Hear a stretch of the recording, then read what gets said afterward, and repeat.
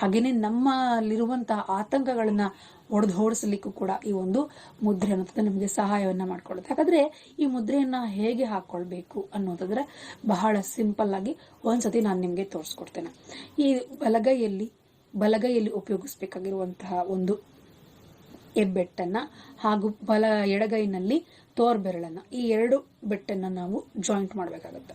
ಬಲಗೈನಲ್ಲಿ ಹೆಬ್ಬೆಟ್ಟನ್ನ, ಎಡಗೈನಲ್ಲಿ ಈ ಒಂದು ತೋರ್ಬೆರಳನ್ನ, ಈ ಎರಡನ್ನು ಕೂಡ ಜಾಯಿನ್ ಮಾಡಿ ಈ ಉಳಿದಂತಹ ಈ ಬೆಟ್ಟಲ್ಲಿ, ಈ ಒಂದು ಎಡಗೈ ಬೆಟ್ಟಲ್ಲಿ 3 ಬೆಟ್ಟು ಹಾಗೂ ಬಲಗೈಯಲ್ಲಿ ಈ 4 ಬೆಟ್ಟಗಳನ್ನ ಈ ರೀತಿಯಾಗಿ ಜಾಯಿಂಟ್ ಮಾಡ್ಕೊಳ್ಬೇಕಾಗತ್ತೆ.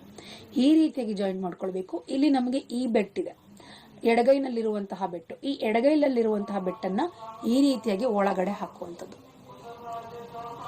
ಈ ಎಡಗೈನ ಇರುವಂತಹ ಹೆಬ್ಬೆಟ್ಟನ್ನ ಒಳಗಡೆ ಹಾಕೋದು. ಈ ರೀತಿಯಾಗಿ ವಾರಾಹಿ ಮುದ್ರೆಯನ್ನ ಹಾಕೊಳ್ಬೇಕಾಗುತ್ತೆ.